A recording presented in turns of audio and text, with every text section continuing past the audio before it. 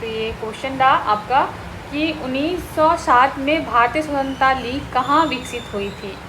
तो ये सूरत, कोलकाता, कैलिफोर्निया या बर्लिन।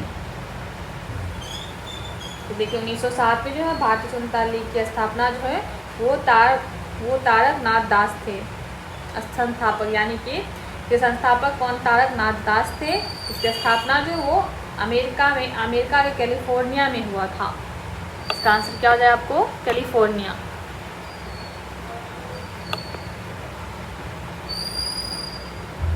चलिए आगे बढ़ते हैं। ये अब आपके लिए अगला क्वेश्चन था कि किस देश के प्रधानमंत्री के निवास को टेम्पल ट्रीज कहा जाता है। नेपाल, म्यांमार या श्रीलंका या बांग्लादेश। बताइए। तो श्रीलंका के प्रधानमंत्री के निवास को जो है टेम्पल ट्रीज कहा जाता है। कहाँ के प्रधानमंत्री के, श्रीलंका के। ठीक है, तो आंसर क्या आ जाए आपको, श्रीलंका। चलिए अब आगे बढ़ते हैं। ये आपके लिए अगला क्वेश्चन था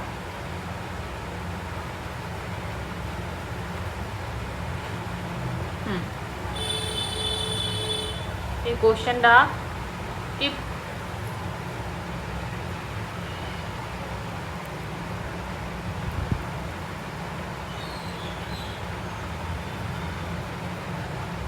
क्वेश्चन है कि पार्क्स ऑब्जर्वेटरी कहाँ स्थित है, यूएसए या रसिया या ऑस्ट्रेलिया या जापान।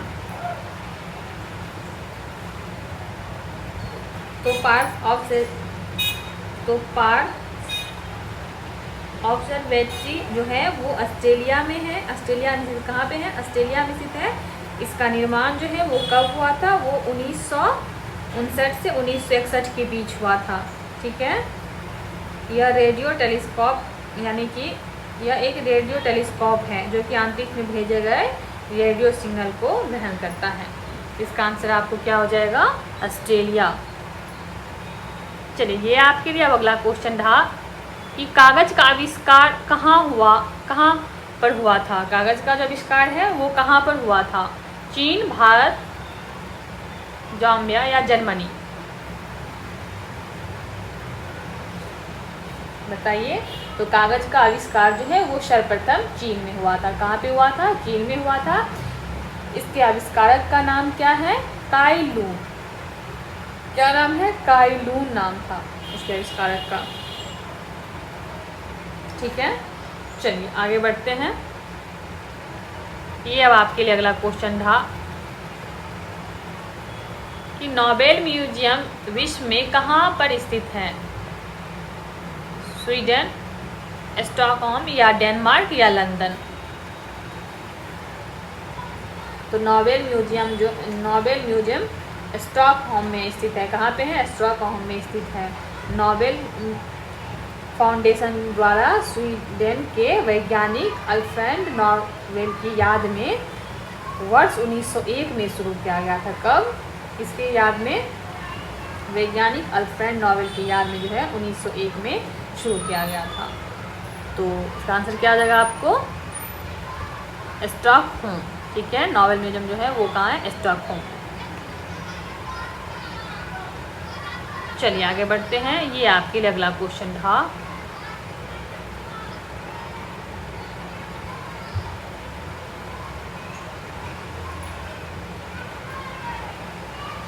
नॉट्रे डेम कैथेड्रल कहाँ स्थित है। तो नॉट्रे डेम कैथेड्रल जो है वो फ्रांस की राजधानी पेरिस में स्थित है। कहाँ पे, फ्रांस की राजधानी क्या है, पेरिस, वहीं पे स्थित है। तो इसका आंसर क्या हो जाए आपको, पेरिस। ठीक है, चलिए आगे बढ़ते हैं। ये अब आपके लिए अगला क्वेश्चन था कि विश्व की सर्वाधिक ऊर्जा सक्षम शहर कौन सा है। इसकी जो है सर्वाधिक ऊर्जा सक्षम शहर कौन सा है।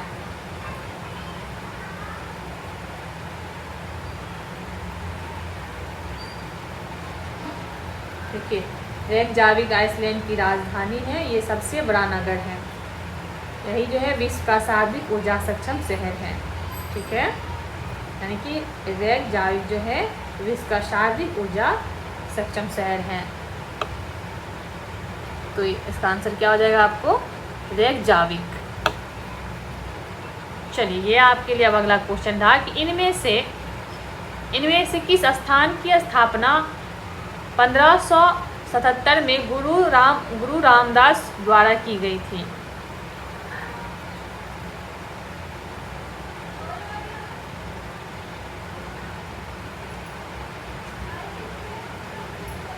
ये तो सभी को पता ही होगा, अमृतसर जो भारत के पंजाब राज्य का एक शहर है, जिसका स्थापना 1557 ईस्वी में किसने किया था, गुरु रामदास द्वारा किया गया था।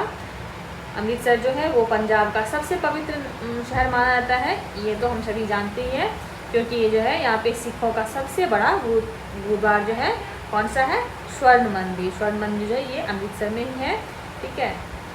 सिख धर्म के पहले गुरु कौन थे, गुरु नानक थे, जिन्हें सिख धर्म की स्थापना की थी, जिसमें मतलब गुरु नानक जी ने सिख धर्म की स्थापना की थी। जबकि अंतिम गुरु यानी कि 10वें गुरु कौन थे, गुरु गोविंद सिंह थे, ठीक है। तो इसका आंसर आपको क्या हो जाएगा, अमृतसर, यानी कि इनमें यानी कि अमृतसर की स्थापना जो है वो 1557 में गुरु रामदास द्वारा की गई थी, ठीक है। चलिए ये अब आपके लिए अगला क्वेश्चन रहा कि प्रसिद्ध बाघा बॉर्डर कहाँ स्थित है। ये तो किसको नहीं पता होगा, प्रसिद्ध बाघा बॉर्डर जो है वो कहाँ स्थित है, अमृतसर में, ये तो सभी को पता होगा। चलिए अगला क्वेश्चन देखते हैं। ऐसे छोटे छोटे क्वेश्चन भी पूछे जाते हैं कभी कभी। अगला क्वेश्चन है कि निम्नलिखित में से किस शहर को भारत में महलों का शहर के रूप में जाना जाता है। महलों के शहर के रूप में किसको जाना जाता है, बताइए आप सभी लोग। सबको पता होगा कि कोलकाता को जो है महलों का शहर कहा जाता है, किसको, कोलकाता को।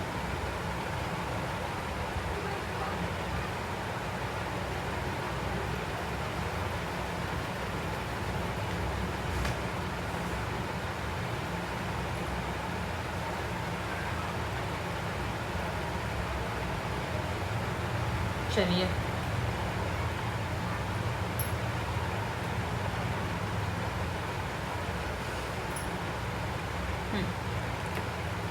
चलिए तो आज का क्लास यही समाप्त होता है, और तो आज का क्लास जो है वो यहीं ख़त्म होता है। अगला क्लास हम सुबह में मॉर्निंग में करेंगे, कब, 11 बजे, ठीक है। तो आप सभी लोग 11 बजे आइए, तभी हम मॉर्निंग में भी क्लास करते हैं 11 बजे 11 बजे, यानी कि हम लाइव आते हैं, तो उस टाइम आप लोग ज़रूर जुड़िए और इस सेशन को अपने सभी दोस्तों में भी शेयर कीजिए। चलिए ठीक है, बाय बाय।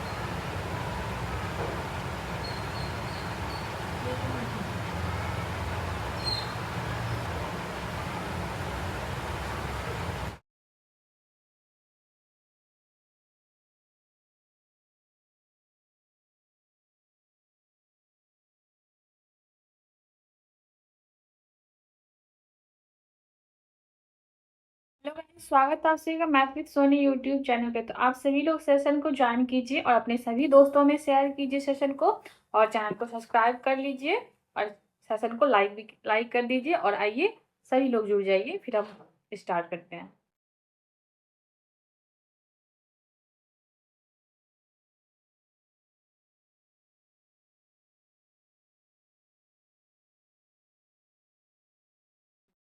चलिए स्टार्ट करते हैं। क्या है कि जापान की संसद को क्या कहा जाता है? जापान की संसद को जो है क्या कहा जाता है?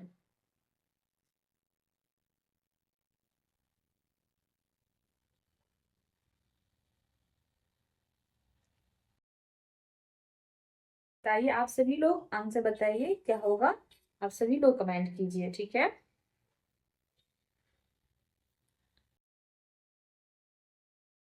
कि स्टार्टिंग जेट जो है, यानी कि स्टार्टिंग जेट जो है, ये आपको नॉर्वे के देश को, यानी कि नॉर्वे देश जो है उसके सांसद को क्या कहा जाता है? स्टार्टी जेट, ठीक है। उसके बाद क्या है?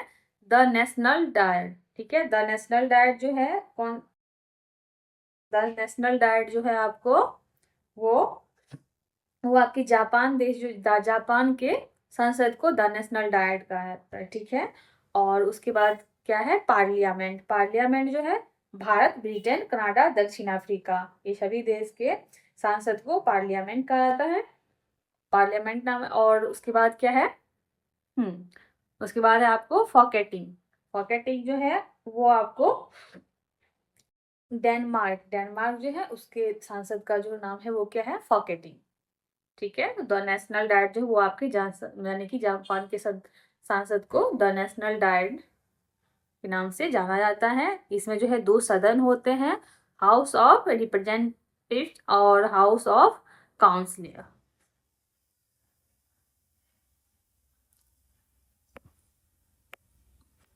एक मिनट। द नेशनल डाइट, ठीक है। इसमें क्या होते हैं? दो सदन होते हैं, दो सदन होते हैं जिसमें कि हाउस ऑफ रिप्रेजेंटेटिव्स और हाउस ऑफ काउंसिलर्स, ठीक है। चलिए आगे बढ़ते हैं। ये आपके लिए अगला क्वेश्चन था, ये आपकी स्क्रीन पे।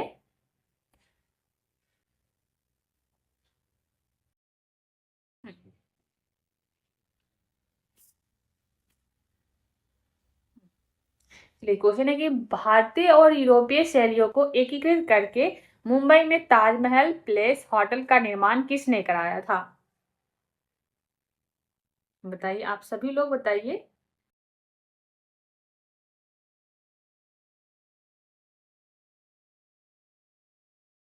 देखिए, जमशेदजी टाटा जो है वो मुंबई में स्थित जो ताजमहल प्लेस है होटल का निर्माण करवाया था। किसने? जमशेदजी टाटा ने, ठीक है।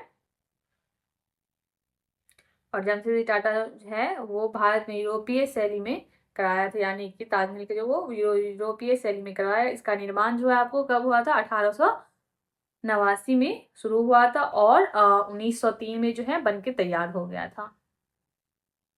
चलिए आगे बढ़ते हैं। ये आपके लिए अगला क्वेश्चन था आपकी स्क्रीन पे।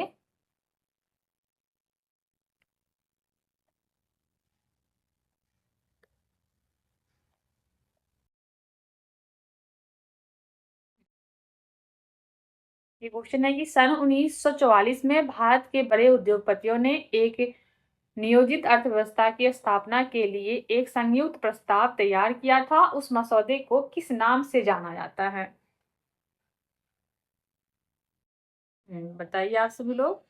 देखिए यानी कि 1944 में, 1944 से 45 में जो है भारत के 8 प्रमुख उद्योगपति द्वारा जो है देश की आर्थिक विकास योजनाओं को बॉम्बे प्लान के नाम से जाना जाता है। कौन से नाम से? बॉम्बे प्लान के नाम से जाना जाता है। इसमें जो है आपको JRD टाटा, GD बिरला और अन्य उद्योगपति शामिल, यानी कि और सभी उद्योगपति शामिल थे, ठीक है। वो कितने थे? 8 थे शामिल। कौन से प्लान, यानी कि प्लान का नाम क्या था? द बॉम्बे प्लान, यानी कि मसौदे का नाम क्या था? The Bombay plan. चलिए आगे बढ़ते हैं। ये आपके स्क्रीन पे अगला क्वेश्चन रहा कि आर्टिफिशियल इंटेलिजेंस शब्द किसने गढ़ा था?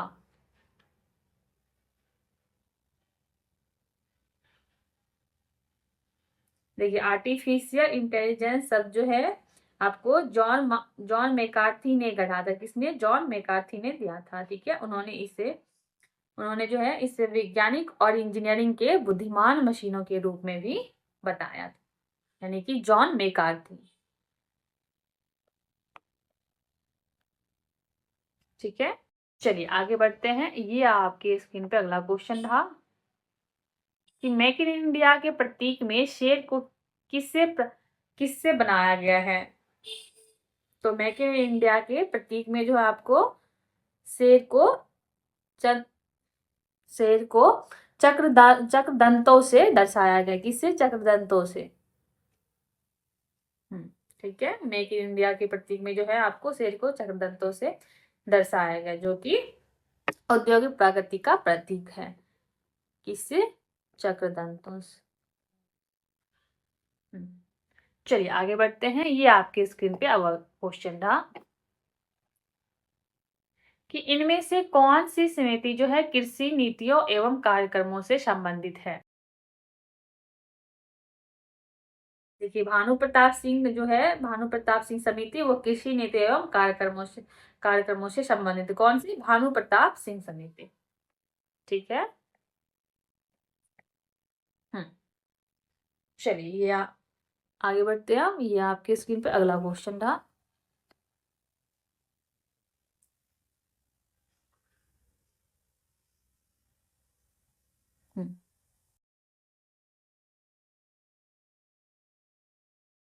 बैंडिकूट किससे संदर्भित करता है? बताइए।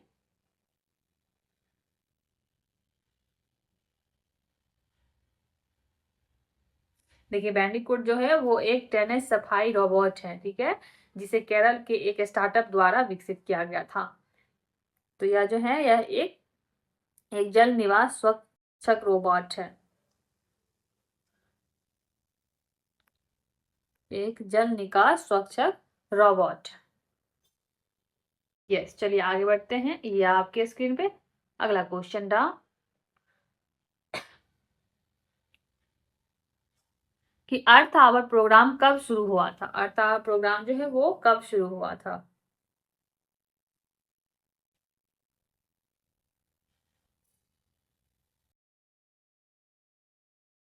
देखिए अर्थ आवर प्रोग्राम जो है आपको वो पहली बार 2007 में शुरू हुआ था। कहाँ पे? सिडनी में। 2007 में जो सिडनी में शुरू हुआ। सिडनी कहाँ पे है? ऑस्ट्रेलिया में है। ठीक है, तो अर्थ प्रोग्राम जो है आपको 2007 में सिडनी ऑस्ट्रेलिया में, यानी सिडनी या ऑस्ट्रेलिया में सिडनी शहर में जो है आपको विश्व वन्यजीव कोष द्वारा शुरू किया गया था 2007 में। ठीक है, चलिए आगे बढ़ते हैं। ये आपके स्क्रीन पर अगला क्वेश्चन था हम्म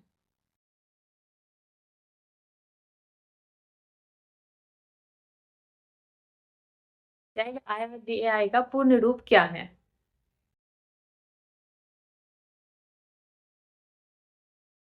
बताइए आप लोग। हम्म क्या है? IRDAI का पूर्ण रूप जाको क्या है? Insurance regulatory and development authority of India. ठीक है, इंडिया है जो कि भारत में बीमा क्षेत्र की देख रेख और नियंत्रित करती है। Insurance regulatory and development authority of India. चलिए आगे बढ़ते हैं। ये आपके स्क्रीन पे अगला क्वेश्चन रहा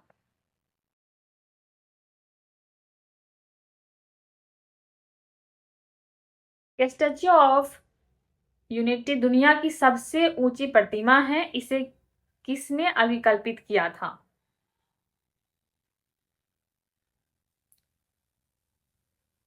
देखिए स्टैच्यू ऑफ यूनिटी की ऊंचाई जो है वो कितना है आपको? वो है 182 मीटर है। ठीक है, जो कि कहाँ पे है? गुजरात के नर्मदा नदी के साधु गुजरात के जो है नर्मदा नदी के साधु बेट नामक टापू पर स्थित है। ठीक है, इसे रामवी सुतार ने अभिकल्पित किया था। किसने? रामवी सुतार ने।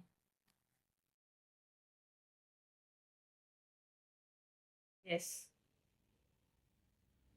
चलिए आगे बढ़ते हैं। ये आपके लिए अगला क्वेश्चन रहा आपकी स्क्रीन पे कि आज जैविक निम्नीकरण अपशिष्ट रखे जाने वाले कूड़ेदान का रंग कोड क्या है?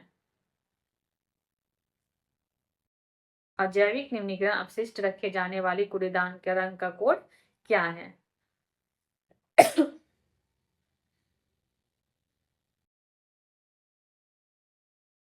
बताइए। तो अजैविक निम्नीकरण अपशिष्ट को जो है वो नीले रंग के कूड़ेदान में रखे जाते हैं। कौन से?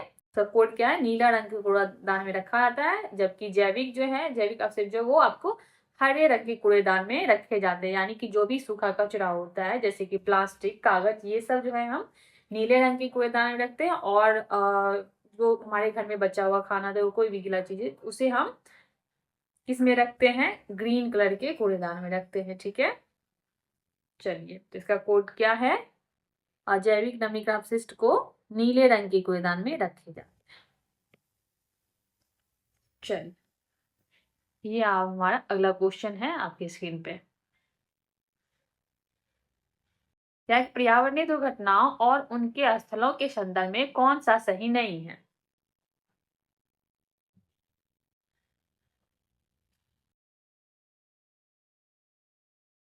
बताइए। तो three mile island nuclear disaster America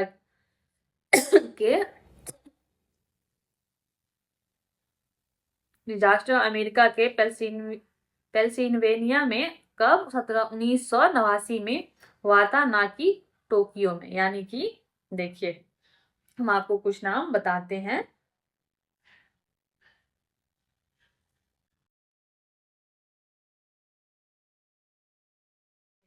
देखिए हम आपको कुछ नाम, जैसे क्या है कि पर्यावरणीय दुर्घटना और उनके स्थलों के संदर्भ में कौन सी सही नहीं है। ठीक है, देखिए आपको नाभिकीय विद्युत संयंत्र विस्फोटक जो है ये आपको कहाँ पे हुआ था? ये आपको चेरनोबिल में हुआ था। ये कहाँ पे जगह वहां पे है? यूक्रेन में है। कब हुआ था? 1986 में हुआ था। उसके बाद क्या है? इटालियन उसके बाद है Italian dioxygen Italian dioxin crisis. ठीक है, ये आपको सेवेसो में हुआ था, ये जो कि इटली में है। ठीक है, ये कब हुआ था? 1976 में। उसके बाद यूनियन कार्बाइड गैस लीक, ये हमारे भारत में हुआ था, भोपाल शहर में। कब? 1984 में।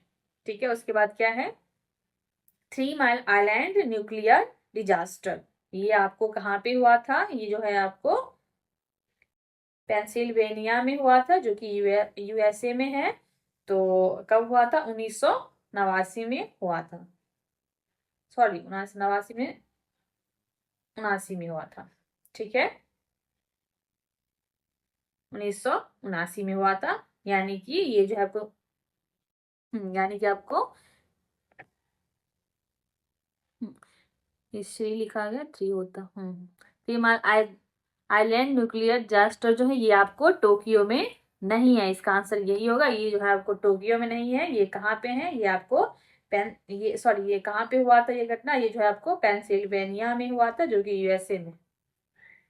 ठीक है, चलिए आगे बढ़ते हैं। ये आपके स्क्रीन पे अगला क्वेश्चन था कि कमला दास ने अंग्रेजी में लेखन किया, किंतु अपनी मातृभाषा में किस नाम से लेखन किया? देखिए कमला दास सुरैया जो है, उन्हीं का नाम जो है आपको कमला दास के नाम से जाना जाता है। कमला दास सुरैया को ही कमला दास के नाम से जाना जाता है। ठीक है, ये जो है आपको कमला दास अंग्रेजी और मलयालम भाषा की प्रसिद्ध कवि, यानी अंग्रेजी और मलयालम भाषा की प्रसिद्ध कवियत्री थे, जो इन्होंने अपनी मातृभाषा में यानी कि मलयालम लेखन माधवी कुट्टी के नाम से करते थे। कौन से? माधवी कुट्टी के नाम से करते थे। ठीक है, इनको जो है आपको यानी कि कमला दास को कमला दास को आपको 1985 में साहित्य अकादमी पुस्तक से सम्मानित किया गया था। कब? 1985 में। तो यानी कि कौन सा मातृभाषा? यानी कि माधवी कुट्टी के नाम से लेखन करते थे। ठीक है, चलिए ये आपके स्क्रीन पर अगला क्वेश्चन था कि दुनिया की सबसे ऊंची प्रतिमा कौन सी है? बताए हम अब थोड़े टाइम पहले भी हम बात कर चुके हैं कि स्टैच्यू ऑफ यूनिटी जो है इसकी ऊंचाई कितनी है? 182 मीटर है, जो कि दुनिया का सबसे ऊंची प्रतिमा है।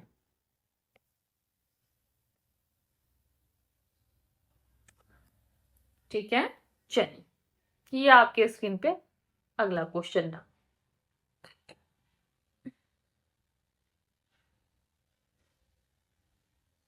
बताइए क्या है?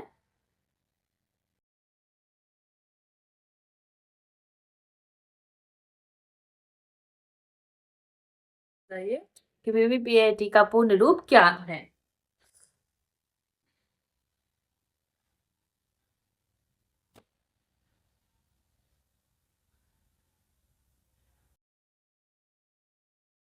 का पूर्ण रूप क्या है आपको?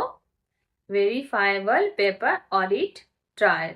ठीक है, इसका उपयोग जो है आपको ईवीएम में मतदान और उनके मतदान की सत्यापित प्रति देने के लिए किया जाता है।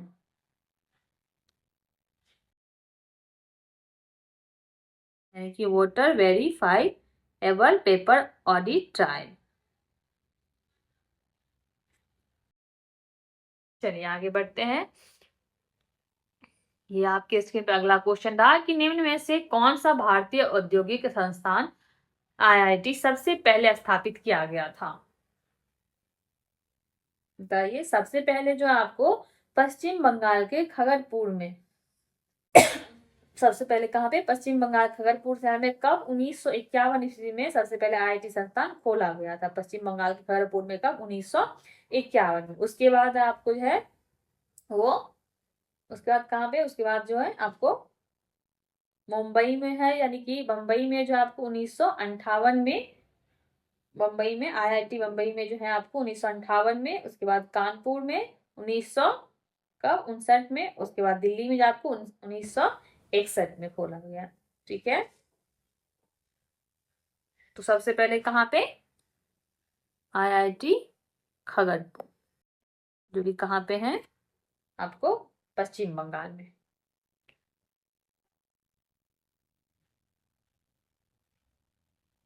चलिए अब अगला क्वेश्चन देखते हैं। ये आपके लिए अगला क्वेश्चन था कि गुमशुदा और बेसहारा बच्चों का पता लगाने और उन्हें उनके परिवार से मिलने के लिए कौन सा कार्यक्रम शुरू किया गया था?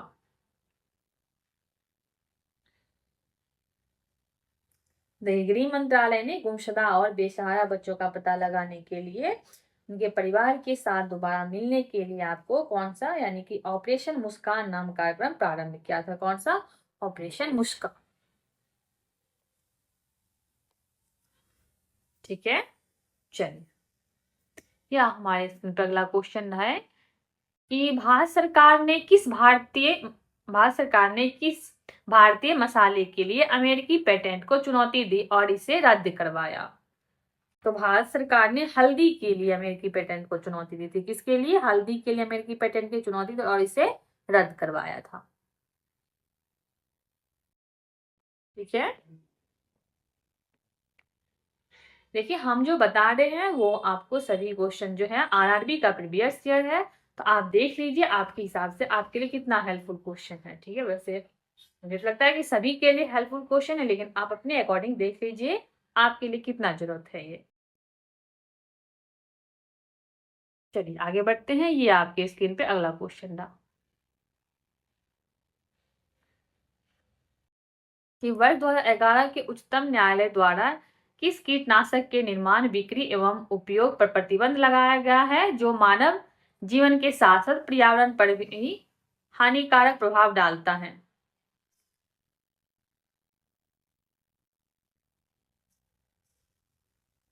बताइए।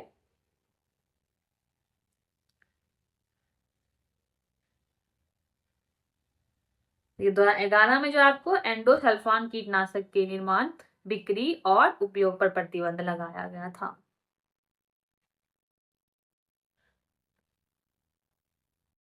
ठीक है, चलिए आगे बढ़ते हैं। ये आपके लिए अगला क्वेश्चन था। आधार एक 12 अंकीय विशिष्ट संख्या है जिसके द्वारा जारी किया, जिसके द्वारा क्या जारी किया जाता है?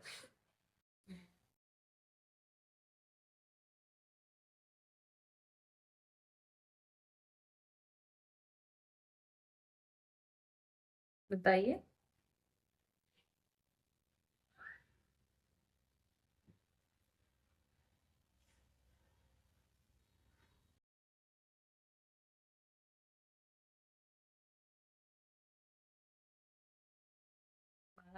वो वाणिज्य के विशिष्ट है बिल्कुल सही, जिसे भारतीय वशिष्ठ पहचान प्राधिकरण द्वारा जारी किया जाता है।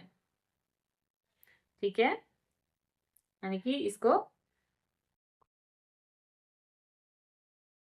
Union identification authority of India. ठीक है, यानी कि फर्जी पहचान समाप्त करने के लिए किया गया था। Union identification authority of India. चलिए, ये आपके लिए अगला क्वेश्चन था आपकी स्क्रीन पे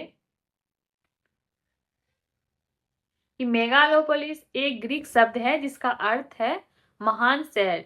इसे किसने लोकप्रिय बनाया था?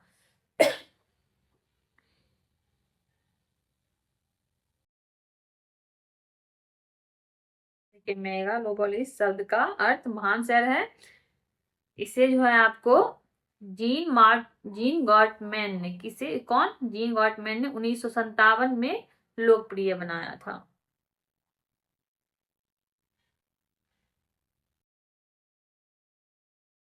ओहो, इसका ऑप्शन जो है वो सही नहीं दिया गया है।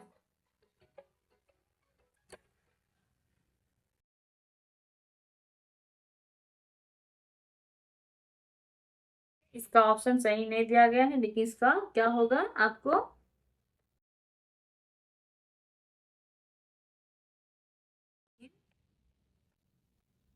गॉटमैन।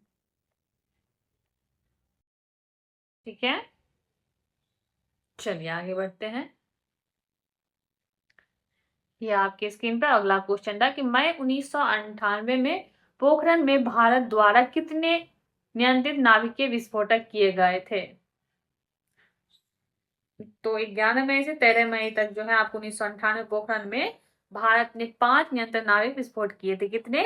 5। ठीक है, चलिए। हम्म आइए अगला क्वेश्चन देखते हैं। ये आपके स्क्रीन पे अगला क्वेश्चन था, उस देश का नाम बताइए जिसने अपनी प्रगति की गणना के लिए आधिकारिक मानक के तौर पर सकल राष्ट्रीय खुशहाली की घोषणा की।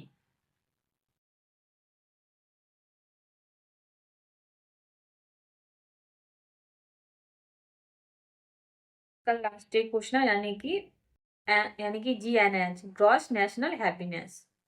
ये भूटान ने अपनी प्रगति की गणना के लिए जो है आधिकारिक मानक के तौर पे एक सकल राष्ट्रीय खुशहाली यानी कि ग्रॉस नेशनल हैप्पीनेस की घोषणा की थी। किसने? भूटान ने।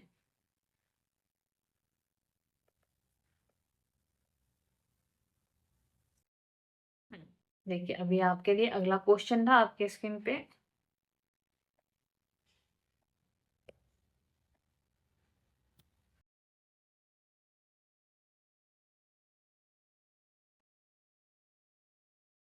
यदि आप इसलिए रोते हैं कि सूर्य आपके जीवन से बाहर निकल गया है, तो आपके आंसू आपको आसमान के सितारों को देखने से रोक देगा। यह कथन किसने कहा था? बताइए, आप सभी लोग कमेंट कीजिए आंसर क्या होगा। जो भी कर सकते हो वो सभी लोग बताइए, जरूर बताइए।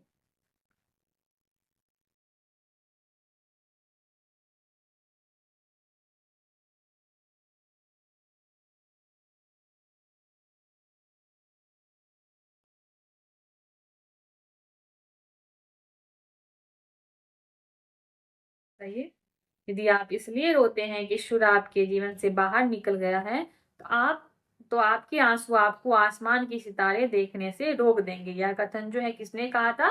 रविन्द्रनाथ टैगोर ने कहा था। ठीक है, रविन्द्रनाथ टैगोर द्वारा यह कथन कहा गया था। रविन्द्रनाथ टैगोर जो है यानी कि रविन्द्रनाथ टैगोर जी जो है वो भारत के ही नहीं बल्कि प्रथम पूरे एशिया के प्रथम ऐसे व्यक्ति हैं जिन्होंने 1913 में गीतांजलि के लिए साहित्य के क्षेत्र में नोबेल पुरस्कार से सम्मानित किया गया था। कब? 1913 में। ठीक है, चलिए आगे बढ़ते। कौन? रविन्द्रनाथ टैगोर।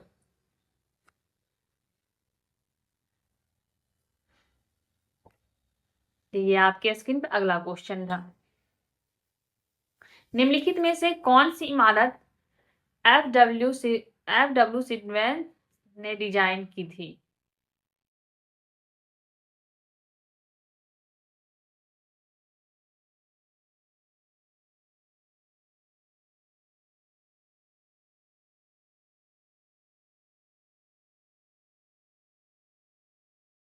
बताइए। एफ डब्ल्यू ने छत्रपति शिवाजी महाराज टर्मिनस डिजाइन की थी, ठीक है, जो कि पहले विक्टोरिया टर्मिनल के नाम से जाना जाता था।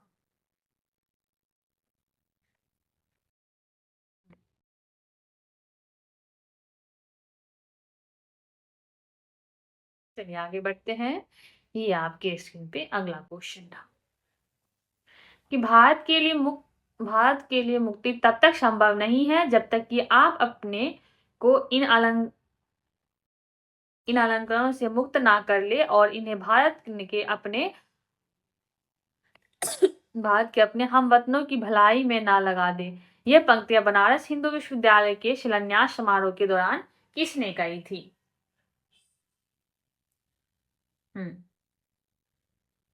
बताइए आप लोग। ये कथन जो आपको किसने कहा था? ये कथन जो आपको महात्मा गांधी ने बनारस हिंदू विश्वविद्यालय के शिलान्यास के दौरान दिया था। कब? यानी कि 4 फरवरी 1916 को कहा था, ठीक है, जो कि BHU यूनिवर्सिटी के नाम से हम जानते हैं। और 1916 में 1916 में मदन मोहन मालवीय के द्वारा जो है आपको BHU की स्थापना की गई थी, ठीक है। तो यानी किसने कहा था? महात्मा गांधी ने। चलिए आगे बढ़ते हैं। ये अब आपके स्क्रीन पे अगला क्वेश्चन था। निम्नलिखित में से क्या भारत का प्रमुख कार्यक्रम नहीं है?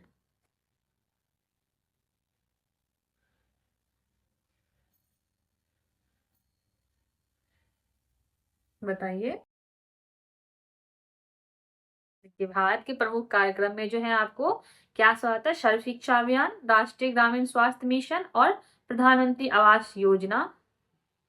आवास और योजना, यानी कि आवास योजना ग्रामीण शामिल है। लेकिन मरुस्थल विकास कार्यक्रम जो है ये प्रमुख कार्यक्रम नहीं है।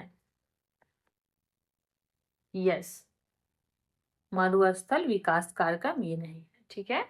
चलिए आगे बढ़ते हैं। ये आपके स्क्रीन पे अगला क्वेश्चन था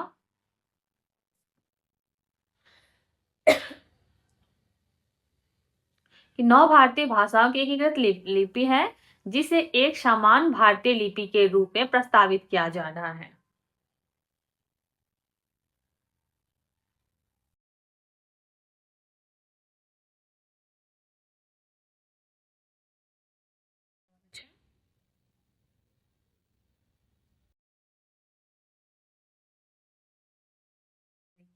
बिल्कुल सही बात है।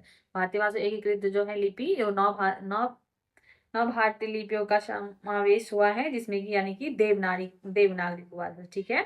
देवनागरी, यस, देवनागरी है, जो कि बंगाली, गुरुमुखी, गुजराती, उड़ीसा, तेलुगु, कन्नड़, मलयालम और द्रविड़ शामिल है इसमें, ठीक है, देवनागरी। हम्म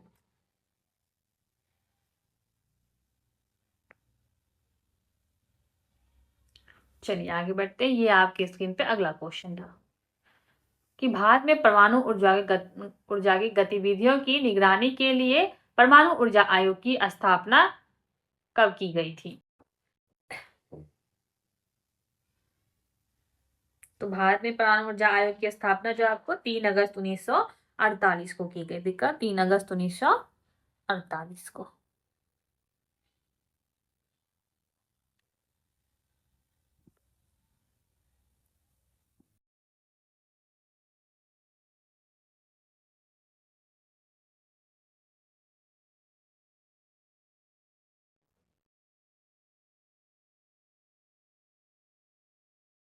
चलिए आगे बढ़ते हैं। ये आपके स्क्रीन पे अगला क्वेश्चन था।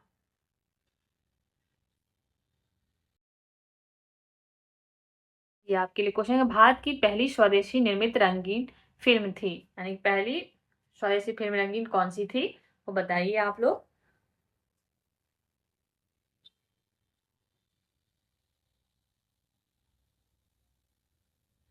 देखिए, भारत की पहली स्वदेशी निर्मित रंगीन फिल्म जो वो कौन से थे, वो था आपको किसान कन्या थी। ठीक है, किसान कन्या थी। ठीक है, इसका निर्देशक जो है आप यानी इसके निर्देशक जो वो कौन थे, आर देसी निरानी थे। यह यानी कि यह जो है आपको 1937 में प्रदर्शित मतलब रिलीज हुआ था। कब? 1937 में।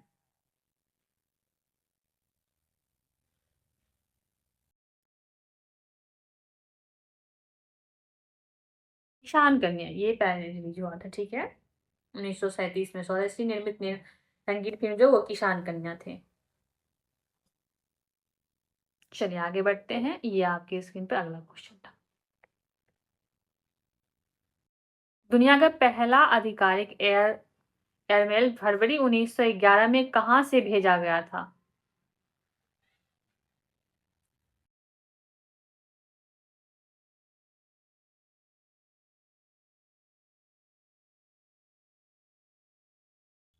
पहला आधिकारिक एयरमेल जो वो फरवरी 1911 में इलाहाबाद से नैनी भेजा गया था। कहां से? का इलाहाबाद से नैनी। ठीक है,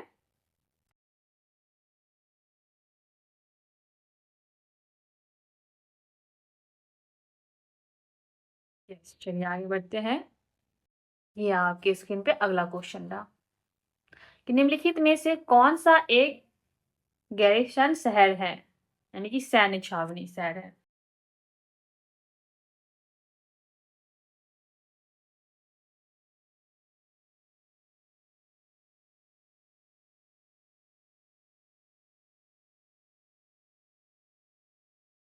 बताइए।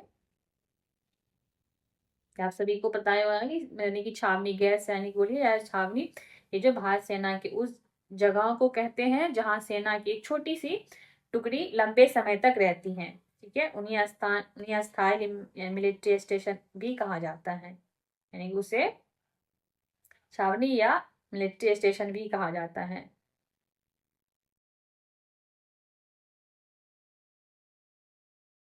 ठीक है, छावनी को जो आपको 4 श्रेणियों में बांटा गया है। छावनी के अंदर रहने वाली आबादी के आकार पर निर्भर करता है, यानी कि छोटा बड़ा उसके आकार पर निर्भर करता है। भारत में जो आपको कुल 62 छावनी है, जिसमें यानी कि जो हमारा जो ऑप्शन है इसमें से आपको जालंधर है। ठीक है,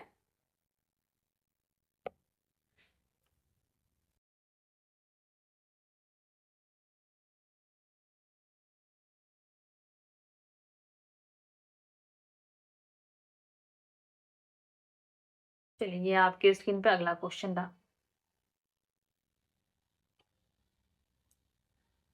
एनसीएसएम संस्कृत मंत्रालय के अधीन एक स्वायत्त संस्था है, इसका पूर्ण रूप क्या है?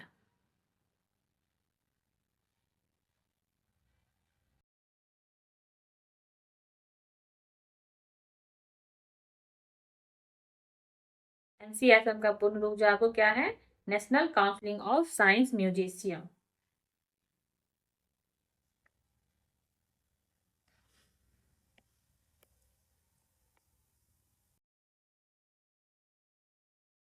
चलिए अब हमारा अगला क्वेश्चन था, एमपीईजी का पूर्ण रूप क्या है? बताइए आप सभी लोग। तो एमपीईजी का पूर्ण रूप क्या है, पूरा नाम क्या है? Moving picture experts group. क्या है? Moving pictures experts group.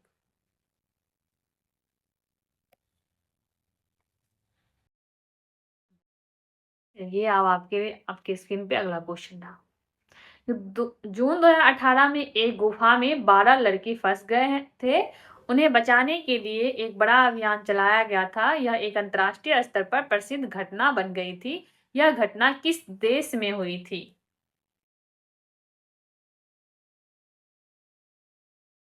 ये जून 23 जून 1918 में जो है आपको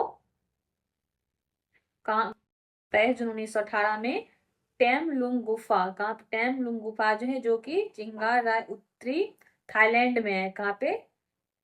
चियांग राय उत्तरी थाईलैंड में है। यहाँ पे 12 लड़के जो है वो फुटबॉल खिला रहे थे और उनके कोच सहित जो है वो फंस गए थे, उन्हें बचाने के लिए जो आपको एक बड़ा अभियान चलाया गया था। यह अंतर्राष्ट्रीय स्तर पर प्रसिद्ध घटना बन गई थी। यह घटना जो है कहाँ पे हुई थी? थाईलैंड में हुई थी।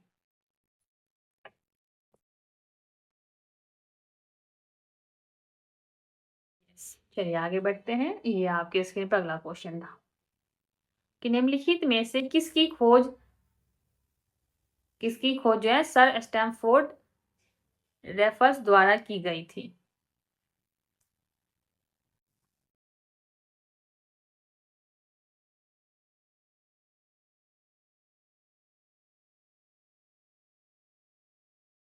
तो 1819 में जो है आपको सर स्टैमफोर्ड रेफर्स द्वारा की गई थी क्या ब्रिटेन उपनिवेश के से 9 अगस्त 1965 में सिंगापुर एक स्वतंत्र गणतंत्र बन गया था।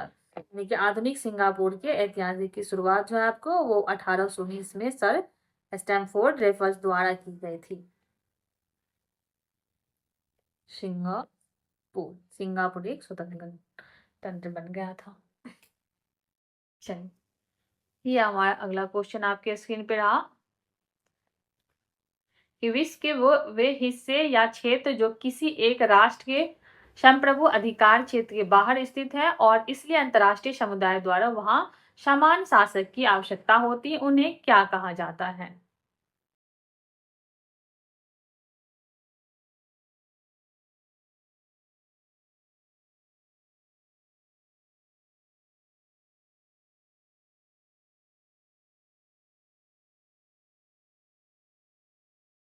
ये ग्लोबल कॉमन्स और पारंपरिक रूप से जो है पृथ्वी ग्रह के उन हिस्सों के रूप में डिफाइन किया गया है, ठीक है, जो कि किसी भी एक देश या राष्ट्र के राष्ट्रीय अधिकार क्षेत्र से बाहर है और जिन तक आज सभी देश की पहुंच हो।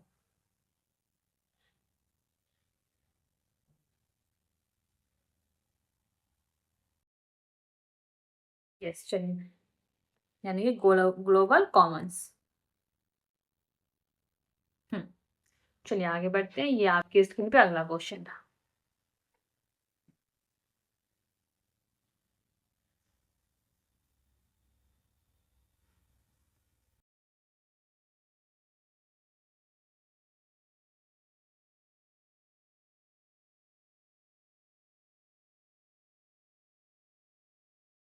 शब्द ब्रेक्सिट की खोज किसने की थी?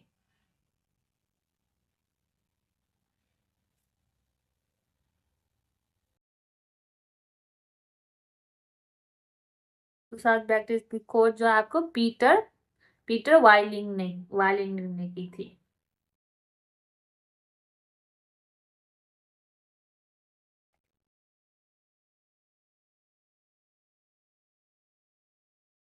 क्या? चलिए आगे बढ़ते हैं। ये आपके स्क्रीन पे अगला क्वेश्चन था।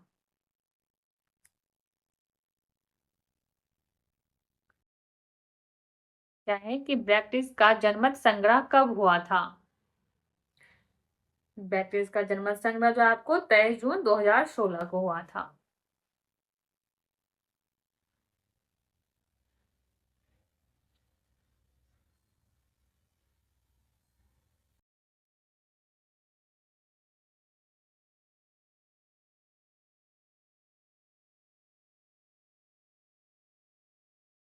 चलिए ये हमारा अगला क्वेश्चन है कि सोवियत गणराज्य के उस पहले देश का नाम बताइए जिसने अपनी स्वतंत्रता की घोषणा की।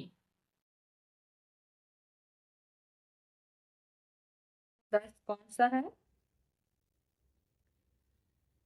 लिथुआनिया जो वो आपको 11 मार्च 1990 को सोवियत गणराज्य से स्वतंत्र की घोषणा करने वाला पहला देश था। कौन? लिथुआनिया।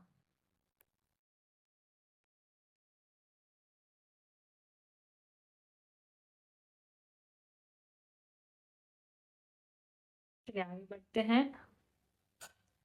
ये आपका अगला क्वेश्चन था कि बिल्किस ऐदी कौन है?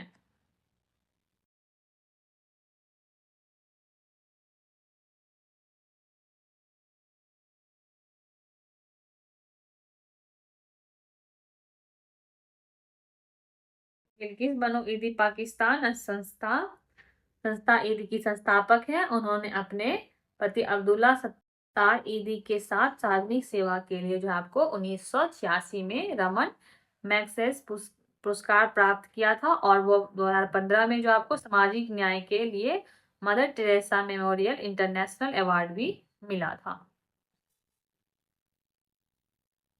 ठीक है, क्या हो जाएगा आपको? ईदी संस्था पाकिस्तान की संस्थापक। चलिए आगे बढ़ते हैं। ये आपके स्क्रीन पे अगला क्वेश्चन।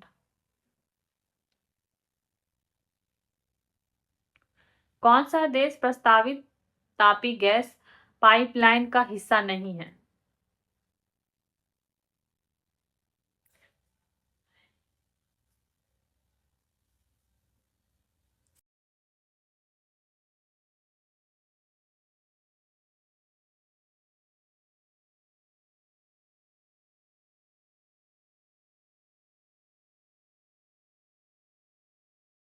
ये तो पाइपलाइन परियोजना के हिस्सा जो आपको तुर्कमेनिस्तान, अफगानिस्तान, पाकिस्तान और भारत से होकर गुजरती है। ईरान इस परियोजना का जो है आपको हिस्सा नहीं है। कौन? ईरान जो है इस परियोजना का हिस्सा नहीं है। चलिए आगे बढ़ते हैं। ये आपके लिए अगला क्वेश्चन था कि ब्रेल प्रणाली इनमें से किस पर आधारित है? तो ब्रेल प्रणाली जो है आपको 6 बिंदुओं पर आधारित है, जो कि नेत्रहीन के लिए एक लिपि है। इसका आविष्कार जो आपको लुई ब्रेल ने 1921 में किया था। यानी कि ब्रेल प्रणाली जो वो 6 बिंदुओं पर आधारित है, इसके बिंदुओं पर। ठीक है, चलिए ये आपके लिए अगला क्वेश्चन था आपकी स्क्रीन पे। ईसाई धर्म में सबसे प्रसिद्ध चर्च में से एक सेंट पीटर्स बेसिलिका किस शहर में स्थित है?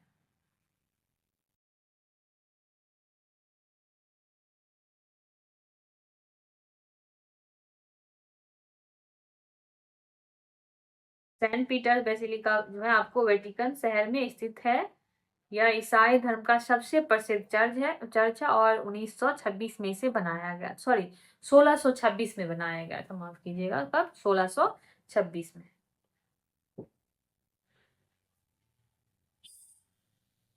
वेटिकन शहर में है, जो कि कहाँ पे है? इटली में। चलिए ये आपके लिए अगला क्वेश्चन था। एकला चलोरे गीत किसने लिखा था?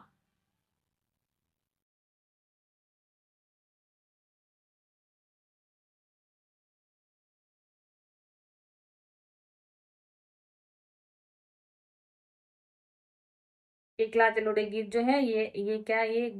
ये जो है बंगाली देशभक्ति गीत है। इसे आपको जो है 1905 में रविन्द्रनाथ टैगोर ने लिखा था। कब? 1905 में रविन्द्रनाथ टैगोर ने लिखा था एकला चलो, जो कि बंगाली यानी जो कि बांग्लादेश की हम्म देशभक्ति गीत है। और उसके बाद भारत का राष्ट्रीय गान क्या है? भारत का राष्ट्रीय गान जो है वो भी रविन्द्रनाथ टैगोर ने लिखा था। ये आप सभी लोग जानते होंगे।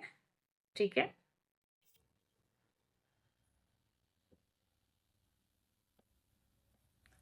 तो रविन्द्रनाथ टैगोर ने लिखा था। चलिए आगे बढ़ते हैं। ये आपके लिए अगला क्वेश्चन कि निम्नलिखित मूर्तियों में से कौन सी मूर्ति आजादी के प्रतीक के रूप में एक फ्रांसीसी मूर्तिकार द्वारा डिजाइन की गई थी?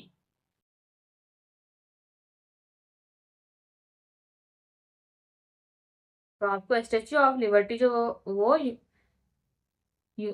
न्यूयॉर्क यानी स्टेच्यू ऑफ लिबर्टी जो है वो आपको न्यूयॉर्क हर्बल में स्थित है, और इसे आपको पता होगा कि फ्रांसीसी मूर्तिकार फ्रेडरिक अगस्टे फ्रेडरिक अगस्टे बर्टोली बर्टो बर्टोल्टी ने डिजाइन किया था।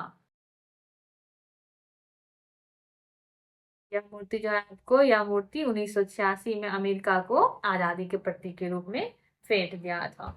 कौन? फ्रांस। Statue of liberty.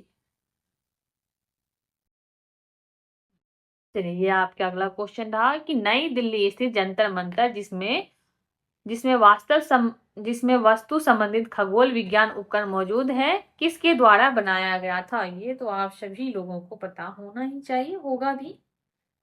ठीक है, ऐसे क्वेश्चन तो सभी को पता होगा कि नई दिल्ली में जो स्थित जंतर मंतर है ये वस्तु संबंधित खगोलीय विज्ञान उपकरण मौजूद है। इसे आपको जो आप सभी को पता होगा कि महाराज जय सिंह द्वितीय द्वारा बनाया गया था। जंतर मंतर तंत्र मंत्र का अवरस रूप जो है ये, यानी कि सवाई जय सिंह ने ऐसी वेधशालाओं का निर्माण कहाँ कहाँ करवाया था? दिल्ली के अलावा जो है आपको और शहर में करवाया गया था। कौन कौन सा शहर में? दिल्ली के अलावा जो है आपको जयपुर, उज्जैन, मथुरा और वाराणसी में भी करवाया गया था जंतर मंतर का निर्माण। ठीक है, किसने किया था? आपको महाराजा जय सिंह द्वितीय ने। चलिए, ये हमारा अगला क्वेश्चन था आपकी स्क्रीन पे कि भारतीय सिनेमा का जनक किसे कहा जाता है?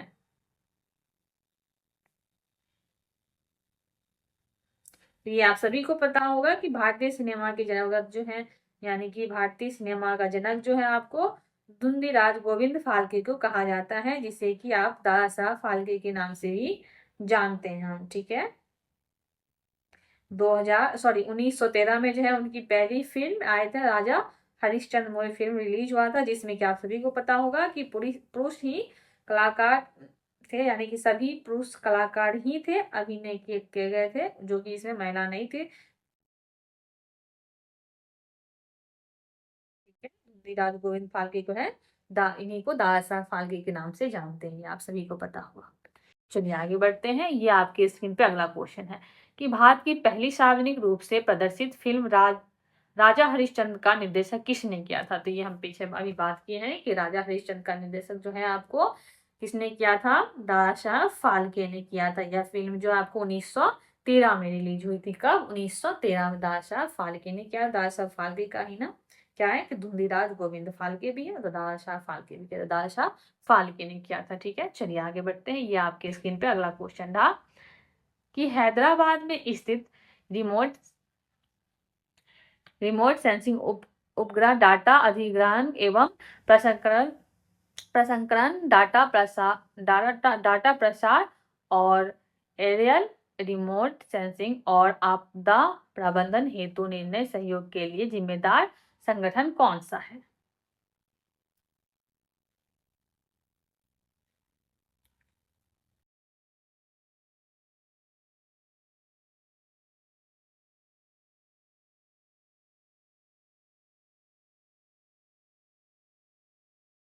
क्या होगा इसका? आपको national remote sensing centre, national remote sensing centre जो आपको हैदराबाद में स्थित है।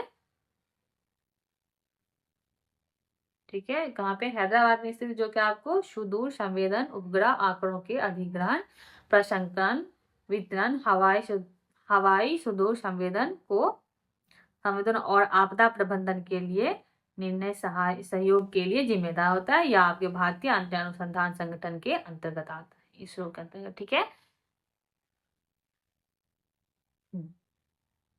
क्या हुआ? National remote sensing centre. चलिए आगे बढ़ते हैं। ये आपके स्क्रीन पे अगला क्वेश्चन था कि क्या क्वेश्चन है कि भारत का कौन सा शहर Detroit of Asia Detroit of Asia और ऑटोमोबाइल कैपिटल के नाम से लोकप्रिय है?